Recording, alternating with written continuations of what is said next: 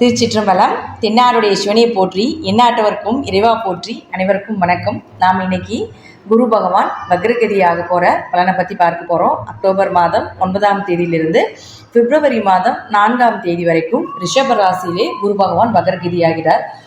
ஏற்கனவே ஒரு சுபருடைய வீட்டில் தான் இருக்கார். இதுவும் ஒரு சுபகிரகம் தான். அதனால் பெரிய பாதிப்புகளை குரு கொடுக்க மாட்டார் அப்படிங்கிறத நம்ம தெரிஞ்சுக்கலாம்.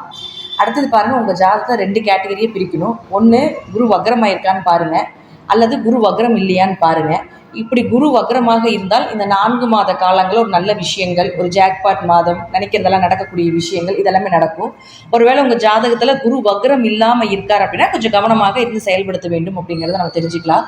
அப்போ எதில் அப்படி இருக்கணும் அப்படின்னா, குரு அப்படின்னா நகை, பணம், சொத்துக்கள், பெயர், புகழ், மதிப்பு இதெல்லாம் சொல்லக்கூடியது குரு தான். இந்த குரு உங்கள் ஜாதகத்தில் வக்ரமாக இருந்தார்னு வச்சுக்கோங்களேன், நகை தங்காது. அதே போல் பண இழப்புகள் நிறையா இருக்கும். நகை எடுத்தீங்கனாலும் ஏதாவது ஒரு அடமானத்துக்கு போகும், விற்க வேண்டியது இருக்கும். நகை போட்டாலே ஒரு பாதிப்புகள், நெகட்டிவ் நிறையா வரும். இதெல்லாம் குரு உங்கள் ஜாதகத்தில் ஈஸியாக வக்ரமாக இருக்கார் அப்படிங்கிறத தெரிஞ்சுக்கலாம்.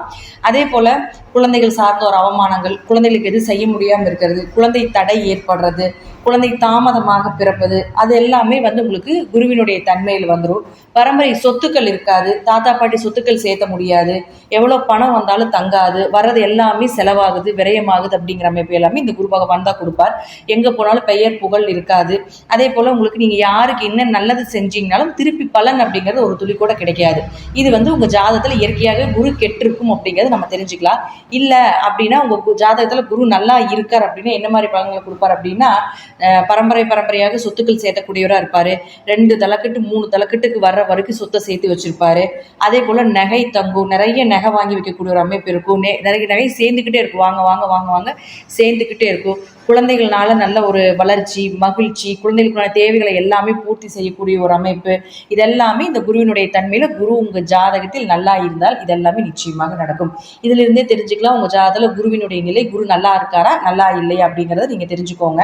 இப்போ நாம ஒரு ராசிக்கு உண்டான இந்த குரு வக்ரகதி என்ன ஆவார் அப்படிங்கிறத நம்ம பார்க்கலாம். ரிஷப ராசிக்கு இந்த குரு என்ன பண்ணுவார் அப்படிங்கிறத பார்க்கலாம். ரிஷப ராசி, உங்கள் ராசிக்குள்ளேயே குரு வக்ரம் ஆகிறார். பொதுவாக உங்கள் ஜாதகத்தில் ராசிக்குள்ளே குரு இருக்கும் பொழுது 5ஆம் இடம், 7ஆம் இடம், 9ஆம் இடத்தை பார்ப்பார். அப்போ 5லேயே உங்களுக்கு கேது வேறு ஆக்டிவேஷன் இருக்குது. கண்டிப்பாக ராசிக்கு கனெக்டிவிட்டி ஆகும். ஏன்னா அது திரிகோண ஸ்தானங்கிறதுனால கண்டிப்பாக கேதுனுடைய தாக்கமும் இந்த ரிஷப ராசிக்கு ஏற்பட்டு கொண்டு இருக்கும். அப்போ அங்கே குரு இருக்கும் பொழுது நிச்சயமாக உங்களுக்கு குரு அதிகமான நல்ல செயல்களை கொடுப்பார்.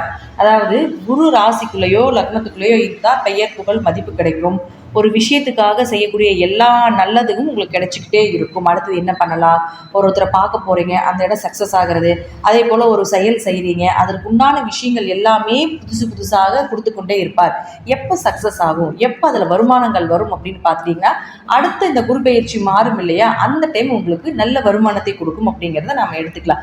இப்போ ராசிக்குள்ளே குரு இருக்கும் பொழுது கொஞ்சம் பணத்தடைகளை கொடுத்தாலும் கூட பெயர் புகழுக்கு குறைவில்லாமல் கொடுத்து விடுவார் அப்படிங்கிறது அமைப்புண்டு. 2வது விஷயம் என்னன்னு பார்த்துட்டிங்கன்னா, கொஞ்சம் மனக்குழப்பத்தை கொடுத்து கொண்டே இருப்பார். கொஞ்சம் ஒற்றுமை குறைவை ஏற்படுத்தி கொடுப்பார். எங்கே போனாலும் உங்களுக்கு நல்ல மனிதர், நல்ல ஆள் அப்படிங்கிற விஷயத்தெல்லாம் கொடுத்தாலும் கூட தன்னை சார்ந்த விஷயத்திலும் தன் மனதிற்குள் இருக்கக்கூடிய விஷயத்தையும் வெளியே யாருக்கிட்டையும் சொல்ல முடியாத ஒரு சூழ்நிலைகளை கூட இப்போ உங்களுக்கு இந்த குரு ஜென்மத்திலிருந்து கொடுத்துட்டு இருப்பார். இப்போ குரு வக்ரகதி ஆகும் பொழுது உங்கள் ஜாதகத்தில் வக்ரமாக இருந்தார்னு வச்சுக்கோங்களேன், ஓரளவு பண வரவு, கொஞ்சம் தெளிவான சிந்தனைகள், கொஞ்சம் ஃபாஸ்ட் பண்ணுவார்னு வச்சுக்கோங்களேன். குரு அப்படின்னா வக்ரமாகறாருன்னா, வக்ரம்னு ஸ்பீட் பண்ணுறதுன்னு அர்த்தம். அப்போது இந்த விஷயத்தை போய் பண்ணு, பொறுமையாக இருக்காத, அடுத்தடுத்து என்ன செய்யலான்னு யோசி அப்படிங்கிறத இன்னும் கொஞ்சம் ஸ்பீட் பண்ணி உங்களை ஃபோர்ஸ் பண்ணி அந்த விஷயத்தை செய்ய வைப்பார் அப்படிங்கிறதா முற்றிலும் உண்மை. அப்போ இந்த குரு யார், உங்களுக்கு 8, 11ஆம் அதிபதியாக இருக்கிறதுனால திடீர் வருமானம், திடீர் அதிர்ஷ்டங்கள், அதே போல் பார்த்துட்டிங்கன்னா ஒரு கெட்ட பேர் இருந்தாலும் கூட அந்த கெட்ட பேர் மறையிறதுக்கு உண்டான வாய்ப்புகள், உங்களுடைய ஆசைகள் எல்லாமே நிறைவேறக்கூடிய ஒரு சூழ்நிலைகள், இதெல்லாமே உங்கள் ஜாதகத்தில் குரு வக்ரமாக இருந்தால் நடக்கும். ஒருவேளை உங்கள் ஜாதகத்தில் குரு வக்ரமாக இல்லை அப்படின்னா கொஞ்சம் கவனமாக இருந்து செயல்படுத்த வேண்டும். பணம் கொடுக்குறேன்னு சொல்லுவாங்க, மறுபடியும் பணம் கொடுக்க மாட்டாங்க. ஒரு இன்வெஸ்ட்மெண்ட் பண்ண சொல்லுவாங்க, அதெல்லாம் பண்ணிடாதீங்க. ஏன்னா இந்த டைமில் பார்த்துட்டிங்கன்னா இன்வெஸ்ட்மெண்ட்லாம் நீங்கள் பண்ணும்போது அது லாஸ் ஆகக்கூடிய சூழ்நிலைகளை கூட கொடுத்து விடும். அதனால் இன்வெஸ்ட்மெண்ட்டாக நீங்கள் எந்த பணத்தையும் இறக்காமல் இருப்பது ரொம்ப சிறப்பான ஒரு அமைப்பு. பெரிய லாபத்தை எதிர்பார்க்காதீங்க, என்ன இருக்குதோ அது ஓகே அப்படிங்கிற மாதிரி பார்த்துக்கோங்க. பொதுவாக குரு ஒரு சுபகிரகமாக இருக்கிறதுனாலையும் உங்களுக்கு லாபஸ்தானாதிபதியாக இருக்கிறதுனாலையும் பெரிய அளவுக்கு இவர் உங்களுக்கு கெடுதலை பண்ணக்கூடிய ஒரு இடத்துல இல்லை. அதையும் நம்ம நல்லா தெரிஞ்சுக்கலாம். யோசனை செய்யக்கூடிய ஒரு இடத்துல தான் இருக்கிறார். அதனால் இயற்கையாகவே சிந்திக்கக்கூடிய தன்மை குரு கொடுத்துக்கிட்டே தான் இருப்பார். இது பண்ணலாம், இது வேண்டாம், இது செய்யலாம், இது செய்ய வேண்டாம் அப்படிங்கிறது உங்களுக்கு ஆட்டோமேட்டிக்காக குரு பிரபஞ்சத்தின் மூலமாக உங்களுக்கு கொடுத்துக்கிட்டே தான் இருப்பார். ஸோ ரிஷபராசி பெருசாக அந்த குரு வக்ரகதி ஆகிறார் அப்படிங்கிறத பற்றி பயப்பட வேண்டிய அவசியங்கள் கிடையாது. ஜாதக ரீதியாக ஏதாவது தசாபுத்தியில் ஏதாவது பிரச்சனைகள் இருந்தால் கொஞ்சம் ஒரு அனலைஸ் பண்ணிக்கோங்க.